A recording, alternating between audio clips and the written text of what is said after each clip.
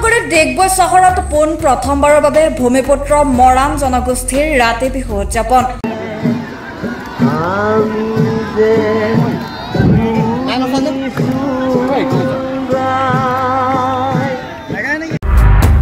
Digboi refinery খেলপথাৰত মৰাণ ছাত্ৰ সন্থাকে আদি কৰি জনগোষ্ঠীটোৰ আটাইকেইটা সংগঠনৰ উদ্যোগত অনুষ্ঠিত কৰে ৰাতি বিহু।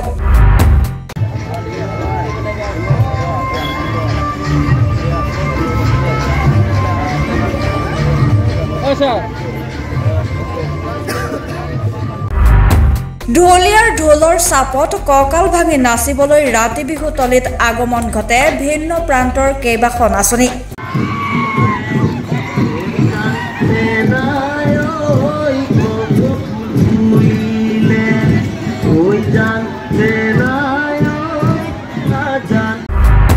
ভূমিপুত্ৰ মৰাণসকলৰ ৰাতি বিহুৰ আছে এক সুকীয়া বৈশিষ্ট্য আৰু মৰ্যাদা।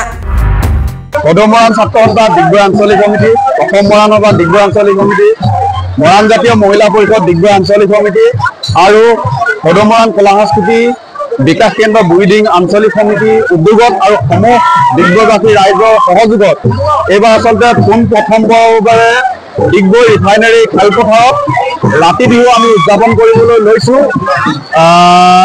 বিভিন্ন জাতি জনগোষ্ঠীৰ আচলতে এই ৰাতি বিহুত আজি আহি ৰাতি বিহু আচলতে উপভোগ কৰিবলৈ পাইছে। এক অতি আনন্দিত হৈছোঁ। এক সুন্দৰ পৰিৱেশ বৰ্তাই ৰাখিছে যে ডিগবৈত যিসকল জাতি জনগোষ্ঠী আচলতে ৰাতি বিহু দেখা নাই বুলি তেওঁলোকে আশা কৰিছে, তেওঁলোকে আচলতে দেখিবলৈ সক্ষম হৈছে যে মৰাণ জনগোষ্ঠী পৰম্পৰাগতভাৱে যি নীতি নিয়মেৰে এই ৰাতি বিহুখন পালন কৰি আহিছে।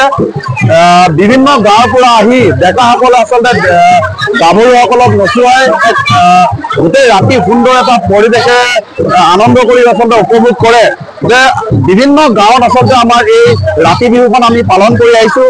এইবাৰ আমি আচলতে এই ৰাতি বিহুখন ডিগবৈত আচলতে আমি প্ৰদৰ্শনী হিচাপে আমি অনুষ্ঠিত কৰিছোঁ যে এই ৰাতি বিহুখন মৰাণসকলৰ যি পৰম্পৰাগত ৰাতি বিহু, এই ৰাতি বিহুখন সমগ্ৰ বিশ্বৰ দৰবাৰত প্ৰতিষ্ঠিত কৰাৰ লগতে বিভিন্ন জাতি জনগোষ্ঠীৰ যি সমন্বয়ৰ বাৰ্তা যিডাল এনাজৰী, সেই এনাজৰীডাল অধিক সুদৃঢ় কৰাৰ পৰিকল্পনাৰে আচলতে আমি এই ডিগবৈ ৰাতি বিহুখন উদযাপন কৰিবলৈ লৈছোঁ। ব্যুৰো ৰিপৰ্ট, দৈনিক অগ্ৰদূত ডিজিটেল।